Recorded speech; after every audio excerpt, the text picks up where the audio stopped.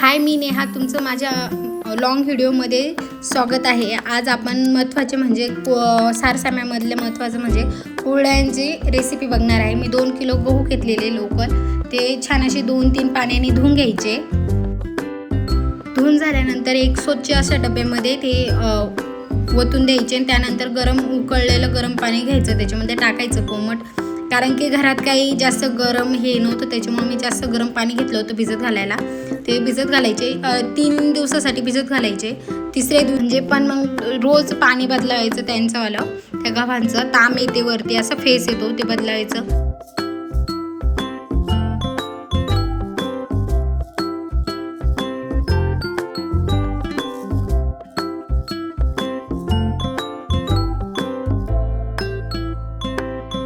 हे बघा, तिसऱ्या दिवशी गव्हाला कसा फेस आलेला होता, तो छान असं धुवून घ्यायचं, ते पूर्ण चांगल्या स्वच्छ पाण्याने 2-3 पाण्याने धुवून घ्यायचं। मग ते गहू आहे ना स्वच्छ धुतल्यानंतर आहे ना बघायचे किती दबतं काय। हे पा कसे एकदम छान असे भिजलेले होते। तिसऱ्या दिवशी छान असे 3-4 पाण्याने धुवून घेतले।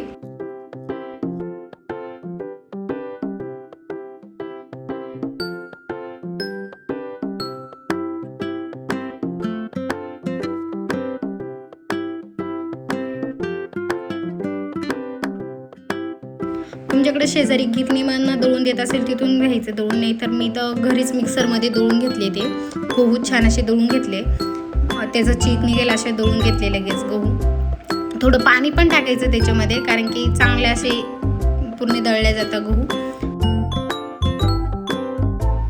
हे बघा, अशा प्रकारे बारीक असे दळून घ्यायचे।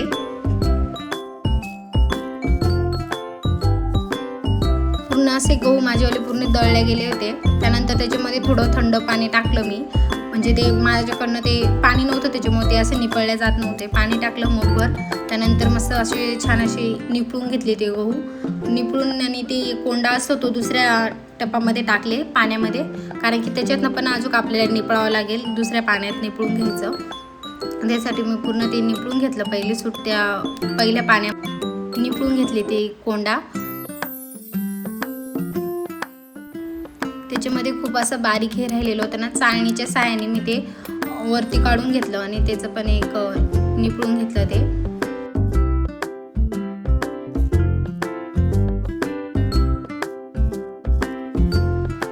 पूर्ण त्याच्यामधला पूर्ण कोंडा संपला का निपळून थोड्या वेळ तसंच राहू द्यायचं। इकडं ते पण आपण दुसऱ्या टपामध्ये तो कोंडा टाकलेला असतो ना, तो छान असा निपळून घ्यायचा, पूर्ण पाणी टाकून वगैरे पूर्ण असा नीट निपळून घ्यायचा। त्यानंतर तो साईडला ठेवून द्यायचा। त्या कोंड्यापासून पण आपण दुसरं खारोड्या, कोणी खारोड्या म्हणतं, कोणी भातोड्या म्हणतं, ते करायचे आहे आपल्याला। त्याच्यासाठी मी लगेच निपळल्यानंतर ते पाणी याच्यामध्ये गाळून घेतलं पहिल्या टपात।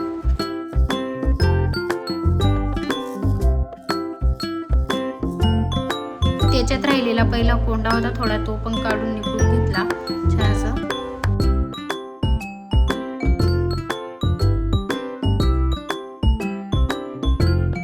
आपण ते सगळं पाणी एकत्र केलेलं होतं कोंड्याचं त्याचं, आणि मग एका डब्यामध्ये स्वच्छ अशा डब्यामध्ये ते चाळणीच्या साहाय्याने गाळून घ्यायचं।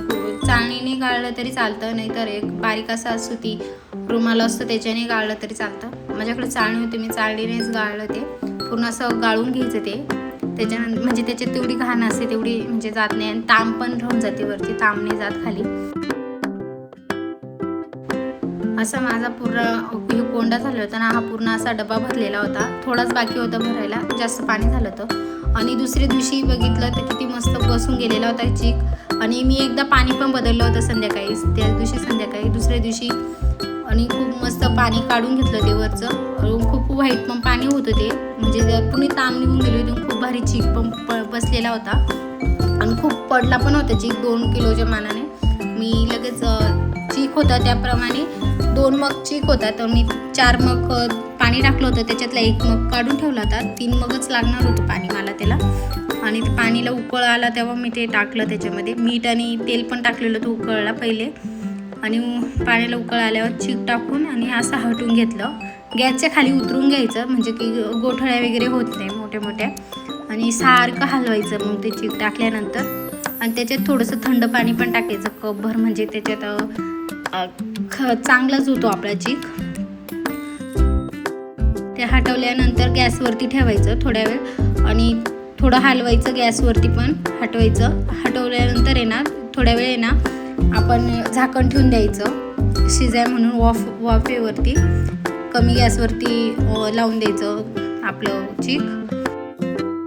शिजला कसा ते कळायसाठी आपण 1 वाटी थंड पाणी घ्यायचं आणि त्यामध्ये चीक घ्यायचा आपला हाताला थंड पाणी लावून मग बघायचं. हाताला लागलं नाही तर शिजून गेल्या म्हणून समजायचं. चीक वरती गेल्यानंतर मस्त छान अशा कुरड्या केल्या. खूप मस्त पांढऱ्या शुभ्र कुरड्या दिसत होत्या माझ्या होत्या. खूप भारी पण दिसत होत्या. आंटी आलेल्या होत्या मदतीला आणि ते भरून देत होते. सोऱ्यामध्ये चीक भरून देत होते आणि मी टाकून देत होती. पहिले थोड्याशा चुकल्या होत्या पण नंतर बरोबर यायला लागल्या होत्या.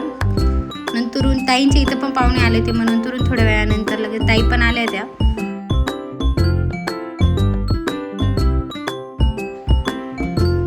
ताईंनी खूप छान अशा कुरड्या केल्या होत्या. मस्त केल्या होत्या त्यांनी पण.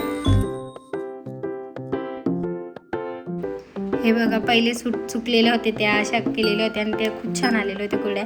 आणि दुसऱ्या दिवशी मस्त वाळल्यानंतर खूप मस्त वाळल्या त्या. लगेच मग तेल ठेवलं होतं तेलामध्ये तळून घेतलं. फ्रेश तेल टाकायचं कारण की खरकटे तेलामध्ये कुरडई उठत नाही. आणि खूप मस्त कुरड्या एकदम मस्त खुलल्या होत्या कुरड्या. तळल्यानंतर खूप मोठ्या मोठ्या दिसत होत्या आणि खूप पांढरे शुभ्र पण आलेल्या होत्या कुरड्या. हे बघा किती छान दिसत होत्या कुरड्या. खूप नरम होत्या आणि एकदम अशा कुरकुरीत होत्या. हे बघा. तुम्हाला आमची कुरडईंची रेसिपी आवडली असेल तर लाईक आणि सबस्क्राईब करा. बाय. भेटू पुढच्या सारसाम्याच्या व्हिडिओमध्ये.